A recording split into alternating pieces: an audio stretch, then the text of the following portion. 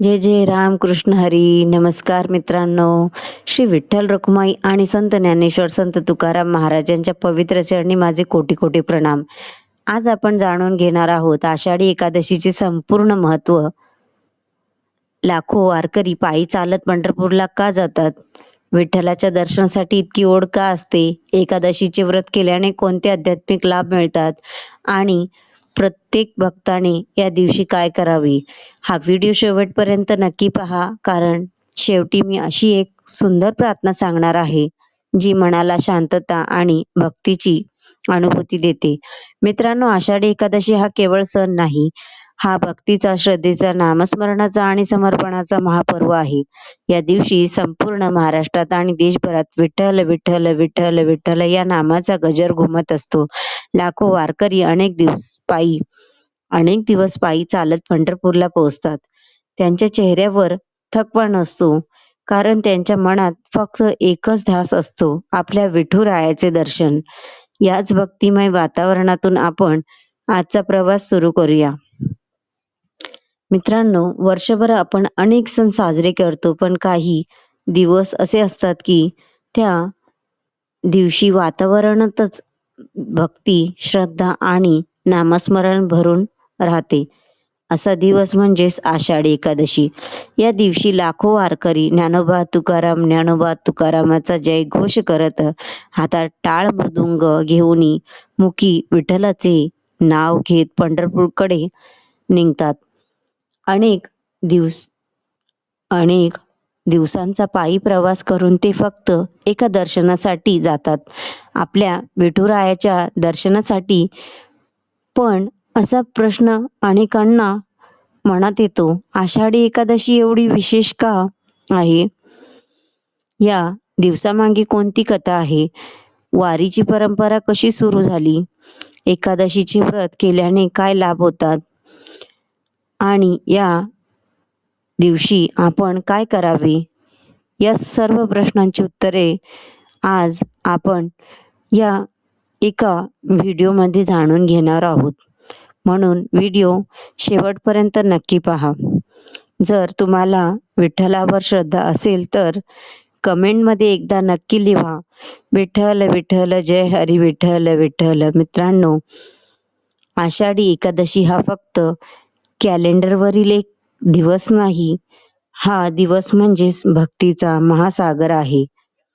हा दिवस म्हणजे श्रद्धेचा उत्सव आहे.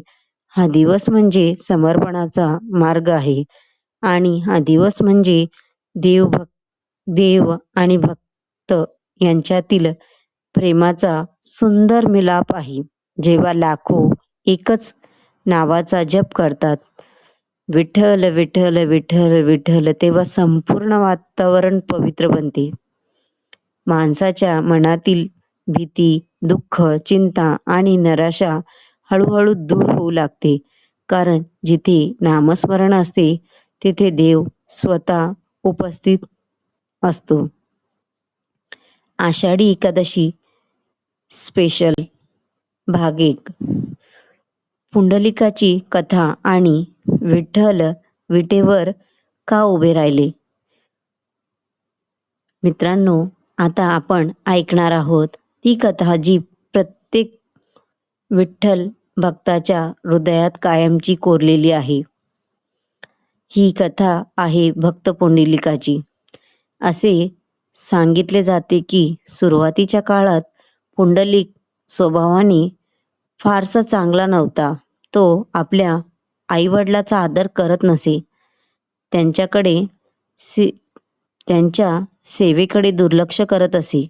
पण काळाच्या ओघात त्याच्या जीवनात असा प्रसंग आला की त्याच्या मनात मोठा बदल झाला. त्याला जाणवले की आई वडिलाची सेवा हीच खरी ईश्वराची सेवा आहे. त्या दिवसापासून त्याने पूर्ण मनाने त्यांच्या सेवेला अर्पण केले. दिवस रात्र तो आई वडिलाची सेवा करत राहिला. त्याच्या मनात अहंकार नव्हता, फक्त प्रेम, नम्रता आणि कर्तव्य भाव होता. भक्त पुंडलिकाची ही अखंड सेवा पाहून भगवान श्री विष्णू अत्यंत प्रसन्न झाले. भक्ताला दर्शन देण्यासाठी ते पंढरपूर येथे आले. त्या वेळी पुंडलिक आईवडिलांच्या सेवेत मग्न होता. दारात स्वतः भगवान उभे आहे हे कळूनही त्याने सेवा अर्धवट सोडली नाही. त्याने नम्रपणे एक वीट भगवानाकडे सरकवली आणि म्हणाला, प्रभू, कृपया या विटेवर क्षणभर उभे राहा. मी आधी माझे कर्तव्य पूर्ण करतो आणि मग तुमच्या चरणी येतो. भगवान त्याच्या या भक्तीवर इतके प्रसन्न झाले की ते त्या विटेवर उभे राहिले. सेवा पूर्ण झाल्यावर पुंडलिक भगवानांच्या चरणी गेला. त्याने प्रार्थना केली, प्रभू, जसे तुम्ही मला दर्शन दिले तसेच या भूमीवर येणाऱ्या प्रत्येक भक्तालाही दर्शन द्या. भक्ताची ही विनंती भगवानांनी मान्य केली. तेव्हापासून पांडुरंग विठ्ठल पंढरपूरमध्ये विटेवर उभे आहेत आणि प्रत्येक भक्ताला प्रेमाने दर्शन देतात, अशी श्रद्धा आहे. मित्रांनो, या कथेचा संदेश खूप मोठा दान किंवा दिखावा नको असतो. त्याला हवे असते प्रेम, सेवा, नम्रता आणि निष्काम भक्ती. जो भक्त आपल्या कर्तव्याचे प्रामाणिकपणे पालन करतो त्याच्यावर देवाची कृपा नक्की होते. महत्त्व आणि संतांची शिकवण. मित्रांनो, आता आपण जाणून घेऊया लाखो वारकरी दरवर्षी पंढरपूरला वारीला का जातात. वारी म्हणजे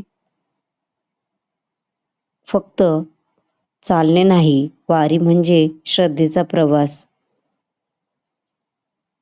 वारी म्हणजे अहंकाराचा त्याग.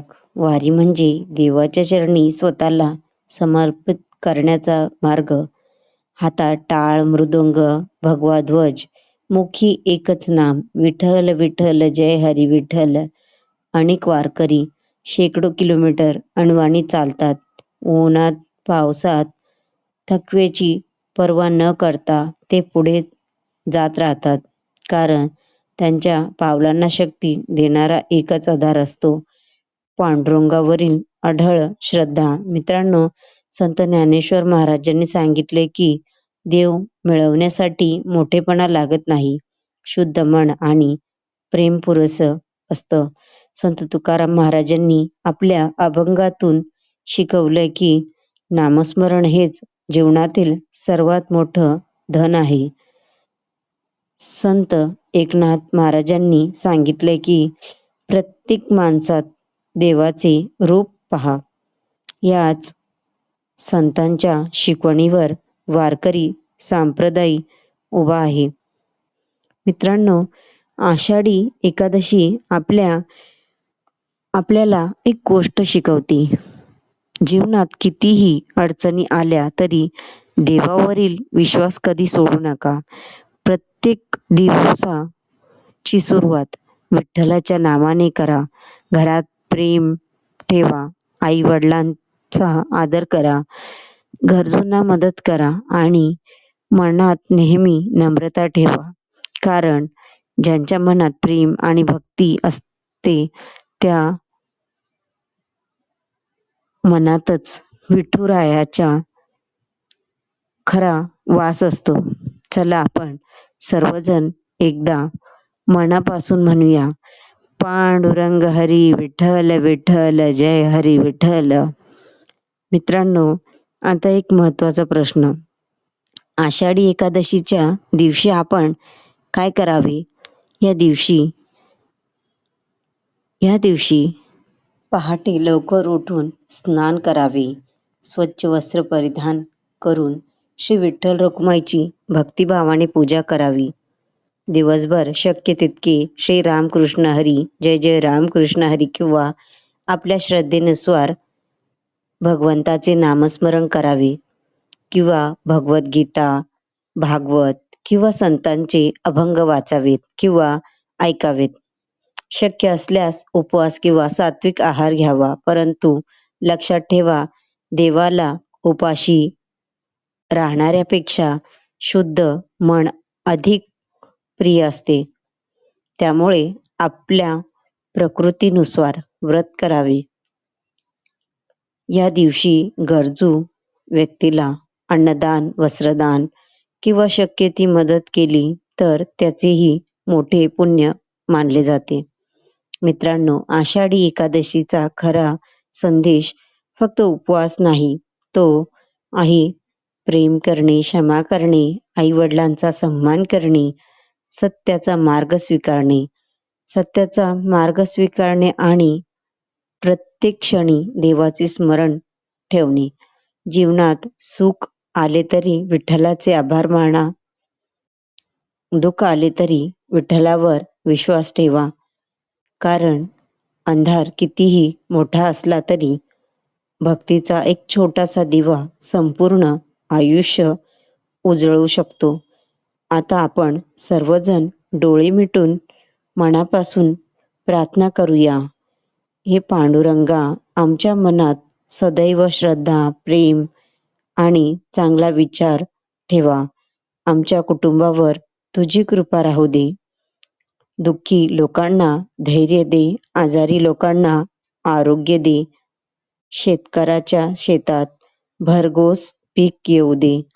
प्रत्येक घरात सुख, शांती आणि समाधान नांदू दे. आणि तुझे नाम आमच्या ओठांवर शेवटच्या श्वासापर्यंत राहू द्या. पांडुरंग हरी विठ्ठल विठ्ठल, जय हरी विठ्ठल. जर हा व्हिडिओ तुम्हाला मनापासून आवडला असेल तर कृपया लाईक करा, शेअर करा आणि चॅनलला सबस्क्राईब करा. अशा भक्तिमय आणि माहितीपूर्ण व्हिडिओसाठी आमच्यासोबत नक्की जोडा. ज्ञानोबा माऊली तुकाराम, पुंडलिका वरदे हरी विठ्ठल. मित्रांनो, आपल्या महाराष्ट्राची खरी ओळख जर कोणत्या गोष्टीमुळे असेल तर ती म्हणजेच वारकरी संप्रदाय. या परंपरेने लाखो लोकांना प्रेम, समता आणि भक्तीचा मार्ग दाखवलेला आहे. संत ज्ञानेश्वर महाराज म्हणतात की देव शोधण्यासाठी दूर जाण्याची गरज नाही. आपले मन शुद्ध असेल तर देव आपल्या हृदयातच आहे. संत तुकाराम महाराजांनी अभंगामधून एक सुंदर संदेश दिला. जीवनात कितीही संकटे आली तरी देवाचे नाम कधी सोडू नका. मित्रांनो, आपण अनेकदा जीवनातील समस्यांमुळे खचून जातो. पैसे, नोकरी, आरोग्य, कुटुंब अशा अनेक चिंता मनात असतात. पण ज्या क्षणी आपण शांतपणे विठ्ठलाचे नाव घेतो, श्री रामकृष्ण हरी किंवा विठ्ठल विठ्ठल, जेव्हा मनाला एक वेगळीच शांतता मिळते. यालाच संतांनी नामस्मरणाची शक्ती म्हटलं आहे. मित्रांनो, भक्ती म्हणजे चमत्काराची वाट पाहणे नाही. भक्ती म्हणजे संकटातही विश्वास न सोडणे.